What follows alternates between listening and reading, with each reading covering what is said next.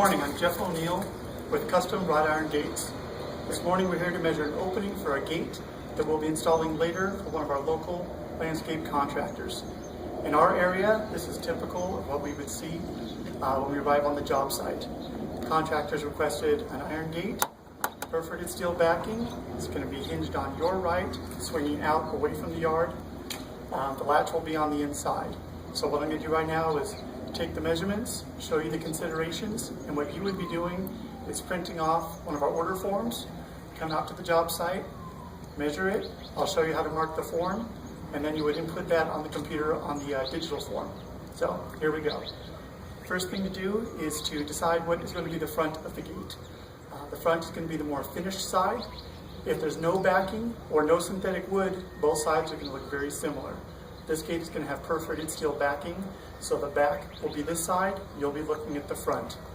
The other thing you want to consider is the swing of the gate. Again, this gate is going to be hinged on this side, swinging out. So what I want to do is make sure that the ground is not going up that would impede the gate opening.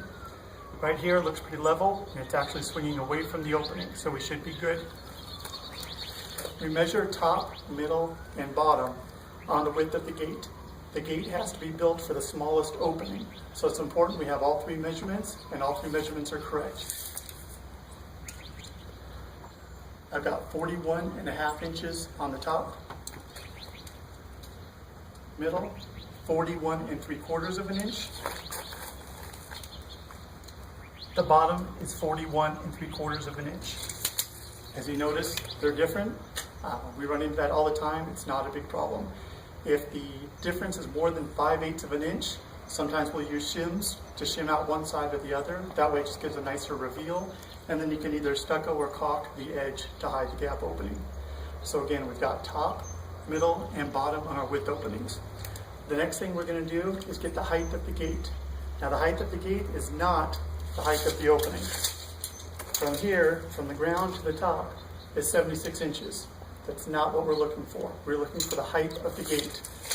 Typically, we mount our gates about 1 inch down from the top, and over rock or gravel, about 2 inches above grade. We do that so it doesn't get stuck on rocks, flagstone, that type of thing.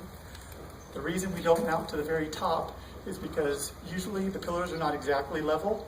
Plus, if one side is off one way or the other, if this level was off, if you mounted it even here, it would either be above or below on this side. So by mounting it about 1/2 inch to 1 inch down, it hides that difference. So again, over here, measuring about 2 inches above the rocks to about 1 inch below. So I'm going to order a 73-inch tall gate. I'm going to check both sides, make sure that's going to work. On this side, the rocks are gaining a little bit. 73 inches is still going to work. The rocks are a little bit higher on this side, so when I bring the gate out, I'll probably just grade it out a little bit and go from there. Again, the latch is going to be on the inside, hinges on your right, swinging out away. And I'll show you how to mark that on your sheet in another video. Thank you much. See you later.